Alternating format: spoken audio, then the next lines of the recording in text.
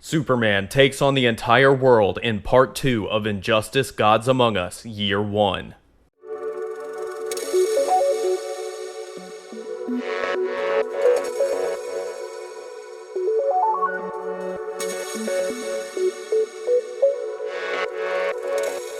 What's up guys, Roman from R&S Entertainment here, and welcome to another episode of Comic History, the weekly series where I explain and retell the iconic storylines, origins, and events in the world of comics. In this video, we're continuing Injustice: Gods Among Us Year 1, the comic series that was created following the release of the first Injustice video game, which fills in the 5-year gaps between Superman killing the Joker and the events in the first game. Though the comic really goes in its own direction and does some insane things that pretty much outshine the actual game's story. If you want to see the beginning of Injustice, make sure to check out my comic history episode, Superman Kills the Joker, which comes directly before this video. Our story begins with Superman having declared a worldwide ceasefire, destroying a drone deployed by the United States military to kill a minor rebel leader in the country, though the drone would also have killed between 5 to 10 civilians, which the United States considered acceptable losses. Considering Superman's actions treason, the President of the United States formulates a plan to get the Man of Steel in line, and knowing that there's no way to go after Superman directly, they decide to go after his family, as Superman had revealed his civilian identity to the world in Superman Kills the Joker. A full tactical hit squad is deployed to the Kent's farm in Kansas, breaking into their home in the middle of the night and attempting to capture them. Though Jonathan Kent fights back and manages to break one of the men's faces, the Kents are apprehended and pulled into a mirror dimension by the Flash villain and rogue Mirror Master, who was specifically chosen by the President. They then burn the Kent's house down and Superman arrives on the scene, screaming for his mom and dad. Mirror Master speaks to him from inside of a small mirror on the desk, telling Superman that he would never see his parents again, but that if he stopped what he's doing, quit interfering with governments and wars, and went back to punching giant space robots, that they would remain safe. But if not, Mirror Master would start sending pieces of them back into the real world. Wonder Woman calls the Justice League to the Watchtower, rallying them behind Superman and stating that she believes in what he started, and the rest of the team fully agrees to fight for the man who had saved the world countless times over. After hunting down and beating up each other member of the Rogues, the League gets a location for Mirror Master, the World's End bar, where many supercriminals are drinking and mourning the loved ones they lost in the Metropolis decimation. Finding that the Mirror Master in the bar is only an illusion, the League sends Raven, who at some point had fully embraced Trigon's power and became a demonic version of herself, to magically transport into the mirror dimension and pull Mirror Master halfway out, with Wonder Woman threatening to break the mirror with him halfway through it, and coercing the location of Superman's parents out of him. Flash tells Superman their location, which is somewhere within the mirror dimension at the Bolivia Salt Flats, the largest natural reflective surface in the world. Meanwhile, Batman sneaks up on the President of the United States and grabs him in his office, telling him that messing with a man's parents is out of line, and an incredibly stupid decision. He warns the President that if Superman and the Justice League trace Mirror Master's actions back to him, no one would ever even know what happened to him, and that doing this has not only strengthened Superman's resolve in his quest, but united the entire Justice League behind him. When the President realizes that Batman didn't include himself in that statement, he realizes that Batman is also wary of what one man with as much power as Superman could do to the world, even in trying to force peace on it. Later, Wonder Woman engages in battle with forces on the Karak border, headbutting tanks and letting bullets bounce off of her, and is approached by Ares, the god of war, who points out that he had never witnessed superhumans at war with human armies, though Diana insists that this is not war, she's only enforcing the ceasefire, and that as soon as these men were defeated, they would end the violence diplomatically with conversation. Ares then asks Diana if she planned to take Lois's place, to lie in Superman's bed beside him, and though Diana says that Lois was an incredible woman, and that she would let Superman grieve, that he's also the greatest man she had ever known, and that she would be whatever he needs her to be. Wonder Woman then smiles, realizing that Ares fears a union between herself and Superman, because if Superman does succeed, war would be a thing of the past, and a god of war would have to become the god of something less violent, laughing at him and suggests that he become Ares, the god of ponies, instead. Ares angrily grabs Wonder Woman, saying that if she sought this union, it would be best to kill her now, but Superman arrives on the scene and beats Ares into the ground, where Wonder Woman slices his hand off with her sword and then plunges it through his spine. When Superman looks shocked at her level of violence, she tells him that gods don't die like mortals do, and that he would simply fade, though she had caused him an unbelievable amount of pain. On the ground, Ares thinks to himself that this is why he fears their union, as Wonder Woman doesn't have Superman's restraint and would enable him to become much less principled than he is over time. At the Batcave, Nightwing is training Damian Wayne with staffs and Eskrima, tripping him and knocking him down while saying that Damian is only focusing on injuring and killing blows, when there are easier ways to disable an opponent without murdering every criminal he fights, some of whom may deserve a second chance. When Dick turns his back, Damian throws his Eskrima at the back of his head, with Superman suddenly appearing in the cave and grabbing it before it hits him. Nightwing tells Superman that he knew it was coming, and Damian pretty much does the same thing every time he turns his back. Before Superman goes to meet with Batman, Damian thanks him for killing the Joker, saying that everything has felt safer since. Clark asks Bruce where he was when his parents were taken, hurt that his best friend wasn't there to help him, and when Batman tells him he has to stop what he's doing, that he's scaring the public, Superman rips off his cowl and yells, "Good!" Superman says that Batman had taught him this exact lesson, that criminals should be too scared to act in the first place, and that Batman would do the exact same thing Superman was if he had the same power. Batman says that Superman murdered someone, and Superman points his finger at Bruce, asking him how many lives were condemned to death each time Batman left the Joker alive, and that one life saved millions. Meanwhile, Wonder Woman, Shazam, Hawkgirl, and Green Lantern confront Aquaman, who is attacking whaling ships in the ocean, telling him that Superman has called for a worldwide ceasefire, to which Aquaman states that the oceans do not answer his calls. Diana reaches out a hand to Aquaman, offering him the chance to stop the conflict with conversation instead of violence,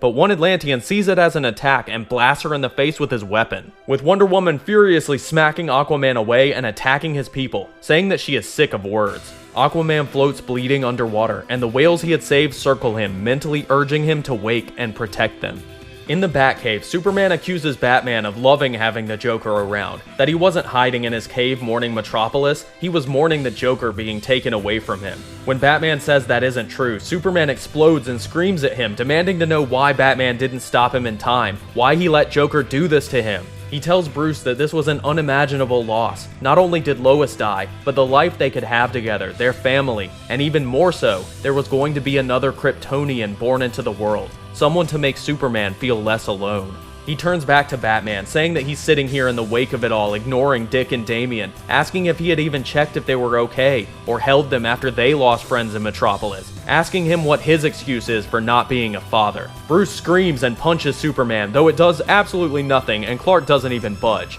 Superman inspects Batman's hand with his X-ray vision, and then Batman's computers go off with alerts for the trouble with Aquaman. Before Superman leaves to stop the violence, Batman tells him that he was right. If Batman had the power Superman did, he would try to impose order, but that Clark was a better man than him, and should know better. Superman reaches out his hand, telling Bruce to come with him, but Batman hangs his head and says that he can't. Meanwhile, Aquaman and the Atlanteans have been battling the members of the Justice League, and at this point, Aquaman has summoned the fucking Kraken, which entangles most of the League members who are also trying to save the whalers they had initially been there to protect. As Superman charges in, Batman taps into Aquaman's earpiece, telling him that Superman is coming, that he's angry and in pain, and Aquaman is hurting his friends. Superman blasts through one of the Kraken's tentacles and grabs Arthur by the throat, demanding that he call off his creature before Superman does it more harm. He does, and the Justice League members rise out of the water, but when Superman once again declares his ceasefire, Aquaman tells him that he doesn't care if Clark wants to rule the surface world, but that the oceans are his alone to command. Although Superman says that he has no intention to rule the world, only to protect it, Aquaman tells him that his reign is beginning, and while he speaks, the League gets warning that Atlantean armies are simultaneously attacking countries across the world,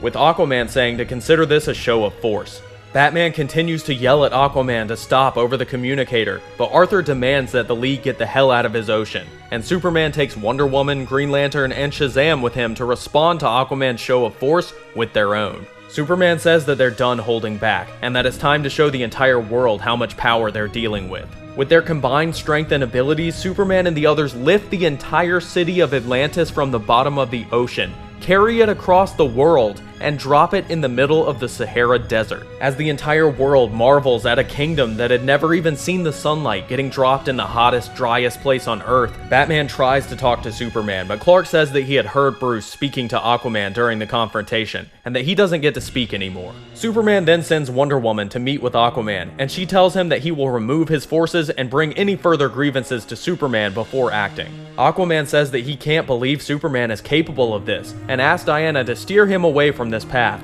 and says that they will have scared a lot of people today. Before leaving, Aquaman asks Diana to pass on a message to Superman that he had ruled Atlantis peacefully for many years, and that when Clark is ready, he can come to Arthur for counsel, and also to tell him that he's sorry about what happened to Lois. Wonder Woman returns to Superman and tells him that Aquaman had agreed to remove his armies to the sea, and Superman says that they will put Atlantis back in the ocean as well, with their actions not sitting well with Green Lantern or Shazam. Diana, believing wholly in what they are doing, tells Superman not to doubt himself, and when Clark asks if Arthur had said anything else, Diana says no, nothing. Sometime later, Superman, Wonder Woman, and the Flash attempt to break up an anti-Superman protest in Melbourne, Australia, where people have gathered to burn a massive Superman symbol and declare that the heroes can't rule over them. As they tell the mob to disperse, what seems to be an Australian superhero steps forward, telling Superman and his league that they had the right to protest, telling them to disperse, and launching himself at the heroes with superpowered armor.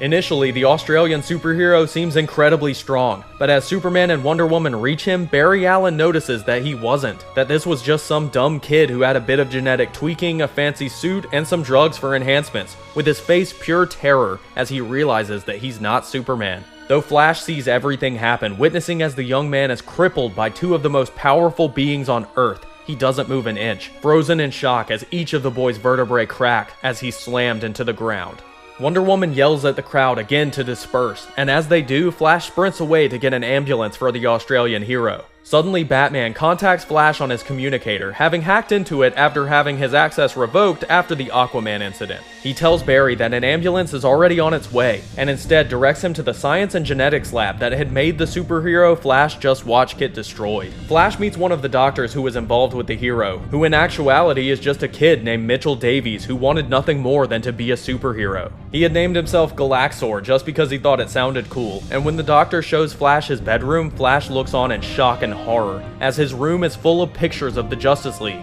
with the centerpiece being an autographed picture of him before the experiment shaking hands with the Flash, who had signed the poster Mitchell, anyone can be a hero. Batman speaks up in Barry's ear, asking Flash how he thinks Mitchell felt in the moment that his heroes broke him. Flash flees the building, leaving his communicator behind, and runs until he finds the longest straight road in Australia, a 90-mile stretch where he can run as fast as possible to attempt to get away from his guilt. On the side of the road, he sees the body of a kangaroo, and can't help but compare it to Mitchell, because even though a kangaroo is 6 feet tall and 200 pounds of muscle, that strength doesn't mean anything in the face of a 200-ton truck. Flash is overcome by his guilt and kneels down before running forward at full speed, trying his best not to think. And that is where we're going to wrap up part 2 of Injustice Gods Among Us Year 1. We've got one more part to go in the first volume of Injustice, which is only half of the first year of the story, so we have so much more awesome story to cover. I love Injustice, especially the first 2 years written by Tom Taylor, who they actually brought back to write the sequel comic currently being released at the time of this video,